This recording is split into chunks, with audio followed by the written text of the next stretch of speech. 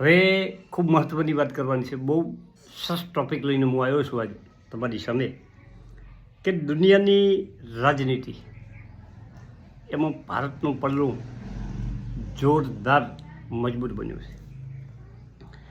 અને જે ટ્રમ્પ સાહેબ ટેરિફ કરતા હતા તેમની હવા નીકળી ગઈ છે. આ એક ગુડ સમાચાર છે. દુનિયાની રાજનીતિની શતરંજમાં દરેક ચાલ પછી એક મોટી સાજિશ હોય છે અને એક ઘેરી રણનીતિ અને ખતરનાક મહત્વાકાંક્ષા છુપાયેલી હોય છે. અમેરિકા દુનિયાના તાકાતવર ખેલાડીઓમાં પોતાની માનતું હતું. અમેરિકા એવું માનતું હતું કે કોઈ તાકાતવર હોય તો એ અમેરિકા છે. અને આ થોડાક સમય પહેલાં, થોડાક કલાકો પહેલાં જે ઘટના બની એણે બધું બદલી નાખ્યું. વોશિંગ્ટન પોસ્ટ અમેરિકાનું એક અખબાર છે. અખબાર દ્વારા ખબર છાપવામાં આવી છે અને આખી દુનિયાને ચોંકાવી દીધા છે. મિત્રો, અમેરિકા કાલ સુધી ભારતને ટેરિફની ધમકી ઉપર ધમકી આપતું હતું. 50% ટેરિફ લગાવી હતી અને 250% ટેરિફ લગાવવાની વાત કરતો હતો. મિત્રો, એ જ અમેરિકા ટેરિફ અને પ્રતિબંધોની ધમકી આપી રહ્યો હતો. આજે એ અમેરિકા ભારતની દિલ્હી ઉપર ઝૂકવા મજબૂર બની ગયો છે. અત્યારની હાલત એવી છે કે અમેરિકાના રાષ્ટ્રપ્રમુખ ખુદ ડોનાલ્ડ ટ્રમ્પ ભારત આવવા માટે તૈયારી કરી રહ્યા છે. આવું આ અખબારે છાપી દીધું છે અને તે પણ ભારતની શરતો ઉપર. ટેરિફથી દુનિયાનો કંટ્રોલ કરવાવાળો દેશ અમેરિકા આજે ભારત સામે તેની ચાલ બદલવા મજબૂર થયો છે. મિત્રો, અને આ કોઈ મામૂલી ખબર નથી, પણ આ અમેરિકાની રાજનીતિને જડથી હલાવી નાખી. દુનિયા માની રહી હતી કે એસઓજી સમિટ જે ચીનમાં હમણાં જે સમિટ હતી એશિયાઈ દેશોની, અને એના પછી અમેરિકા ભારત ઉપર વધારે ટેરિફ લગાવશે અને વધારે પ્રતિબંધો લગાવશે એમ દુનિયા માની રહી હતી.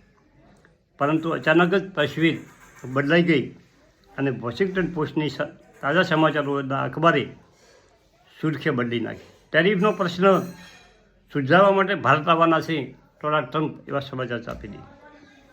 કાળ સુધી દબાવ બનાવવાની કોશિશ કરી રહેલો 50% ટેરિફ અને પ્રતિબંધોની જે વાત કરતું હતું અમેરિકા, એ ભારત સામે ઝૂકી ગયું છે. આ સબૂત છે કે ભારત થોડા દિવસોમાં સમીકરણ બદલી નાખ્યા છે. અમેરિકા એવું હતું કે ભારત ઝૂકી જશે. અમેરિકાનું માનવાનું એવું હતું કે ભારત ઝૂકી જશે,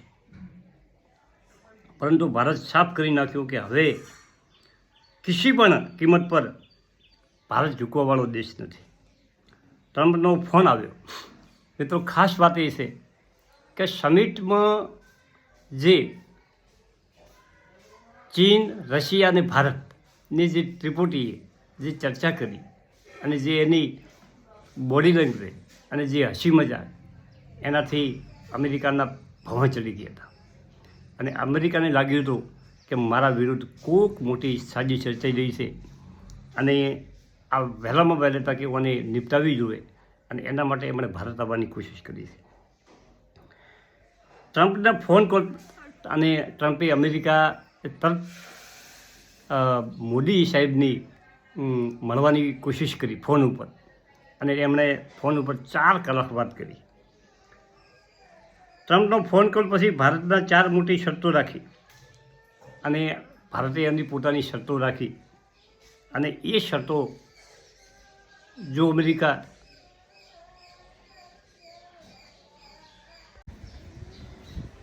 અમેરિકાના રાષ્ટ્રપ્રમુખના જે ફોન આવ્યો એ મોદી ઉપર, અને ભારતે 4 મોટી શરતો અમેરિકા સામે રાખી અને મજબૂરીમાં એ શરતો અમેરિકે પાડવાની હા પાડી. ભારતની નવી આત્મવિશ્વાસની મોટી પહેચાન છે. પહેલી શરત છે ભારતના તેલ જહાજો ઉપરનો પ્રતિબંધ હટાવવો, અને ભારત પોતાની રીતે, પોતાની મરજી મુજબ, પોતાની જે સસ્તું પડે કે તેલ ખરીદવાનો કે બીજી કોઈ પણ હથિયાર ખરીદવાનો એ ડિસિઝન પોતાનું રહેશે એવી વાત કરી. બીજી વાત, અમેરિકા તેના કૃષિ ઉત્પાદનો માટે ભારતનું બજાર જે ખોલવાની વાત છે તે ઉમ્મીદ ના કરે. અને ત્રીજી શરત છે RIL સમૂહ, એટલે કે રૂસ, ઇન્ડિયા અને ચીન સાથે કોઈ પણ ફેસલો કરવો એ ખુદ ભારત કરશે. તેના ઉપર કોઈ દબાવ અમેરિકા ના લાવે. ચોથી મોટી શરત છે કે અમેરિકાએ ભારતમાં લગાવેલી ટેરિફ વાપસ લેવી. આ શરતો સાથે એમણે જે મોદી આપણા વડાપ્રધાન અને અમેરિકાના રાષ્ટ્રપ્રમુખ ડોનાલ્ડ ટ્રમ્પ વચ્ચે આ બધી વાતો થઈ. આવા એક મીડિયાના અહેવાલ છે. મિત્રો, દુનિયાના તાકાતવર દેશ દરેક દેશ પર તેની શરતો અમેરિકા થોપે છે. આજે ભારતની શરતો માનવા માટે અમેરિકા મજબૂર બન્યું છે. આ એક આપણી ડિપ્લોમેટિક જીત છે. અમેરિકાના ઘમંડ પર ભારતની મોટી વાર છે. પહેલું, આ બધું થવાનું કારણો શું છે? તો એમાં મોટું પહેલું કારણ એસસીજી સમિટનો જે સમિટ ચીનમાં થઈ અને તેમાં ભારત, રશિયા અને ચીન જે મજબૂતાઈથી જે વિશ્વને સંદેશો આપ્યો કે અમે એશિયાઈ દેશો ભારત, રૂસ અને ચીન વેપારમાં અને દરેક રીતે લશ્કરમાં અને દરેક રીતે અમે સહયોગ કરી અને ત્રણેય દેશો સાથે ચાલીશું. ઓનાથી અમેરિકાની ખૂબ મોટો ફટકો પડશે. બીજું કારણ એ છે ભારત માટે માર્કેટ, તેના માટે માર્કેટ અમેરિકાથી માટે બંધ કરશે. જે અમેરિકાને જે જરૂરિયાતો છે અને એમાં ખાસ જે ભારતના માર્કેટમાં જ્યાં આપણી વસ્તી 140 કરોડ છે, અમુક વસ્તુ ભારતમાં અમેરિકાની વસ્તુ આવતી હોય, આપણી અમુક વસ્તુ અહીંયા જતી હોય અને ઘણી વસ્તુને કારણે અમેરિકામાં પણ ખુદ મોંઘવારી વધે એવા સંકેતો મળી રહ્યા છે. ત્રીજું કારણ અમેરિકાની આર્થિક હાલત. અને ચોથું કારણ છે ટ્રમ્પની રાજનીતિની મજબૂરી. મિત્રો, અંદરથી જે કોર્ટે ફેસલો આપ્યો, ઉપલી કોર્ટમાં ટ્રમ્પ સાહેબને જવું પડ્યું કાલે. હવે આ બધી વાતો ચાલી રહી છે.